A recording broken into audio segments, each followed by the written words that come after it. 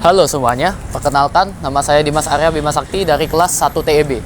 Kali ini saya sedang berada di Montpera dan kali ini saya akan menjelaskan tentang apa itu AED.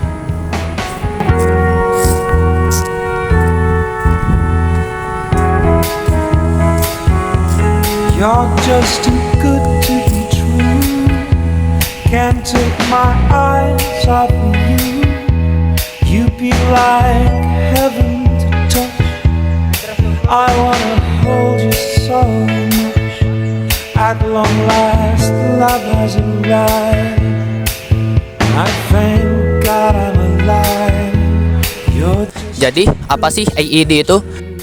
AED sendiri memiliki kepanjangan yakni Automated External Defibrillator, yakni sebuah alat medis yang digunakan untuk menganalisa irama jantung secara otomatis dan juga memberikan kejutan listrik jika diperlukan.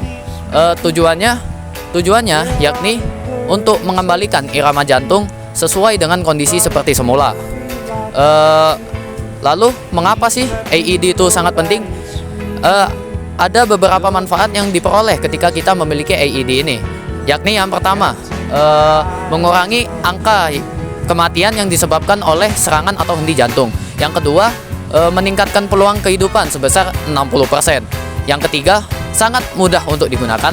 Dan yang keempat, atau yang paling penting, lebih baik kita siap sedia sebelum keadaan daruratnya benar-benar terjadi. Nah, adapun jenis-jenis AED. Jenis-jenis AED ini terbagi menjadi dua, yakni yang pertama berdasarkan jenis gelombangnya dan yang kedua berdasarkan fitur kerjanya. Untuk berdasarkan gelombang itu terbagi lagi menjadi dua bagian. Yang pertama ada AED monofasik dan juga AED bifasik.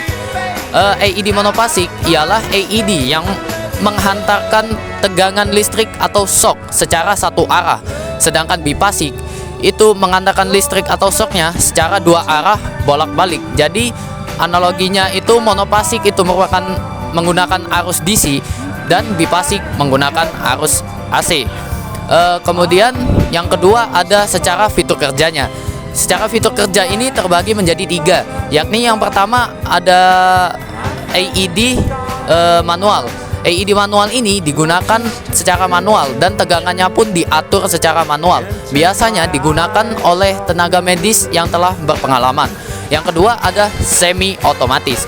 Semi otomatis ini AED yang menghantarkan tegangannya langsung kepada jantung. Biasanya digunakan oleh dokter-dokter saat operasi atau kejadian tertentu. Yang ketiga ada AED otomatis. AED otomatis ini AED yang akan menganalisa detak atau irama jantung dan akan menentukan tegangannya secara tersendiri, secara otomatis.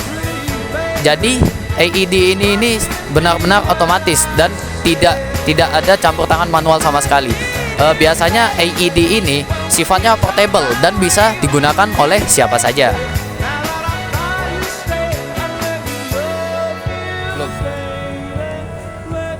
Tapi sebenarnya siapa aja sih yang boleh melakukan AED ini?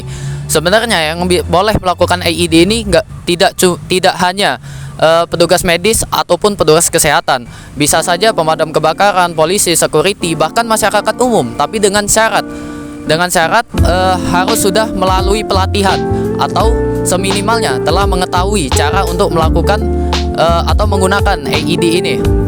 Mengapa kok harus pelatihan? Karena dengan pelatihan bisa meminimalisir kesalahan yang terjadi ketika menggunakan AED ini.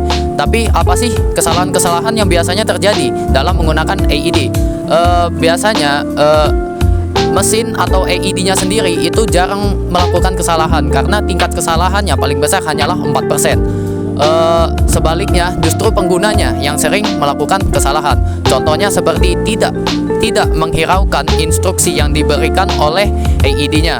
Yang kedua, melakukan kompresi dada ketika AED sedang menganalisa. Ini membuat analisa AED menjadi kacau dan juga tidak valid. Dan yang ketiga dan yang paling sering terjadi ialah salah memencet tombol.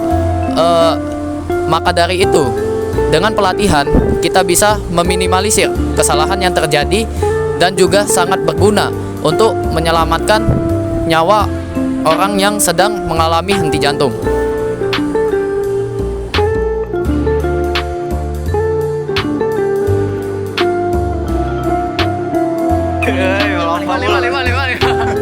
Nah, kira-kira yang ini paling penting ini. Viral kayak ini kasih tahu Pak Budiman nih.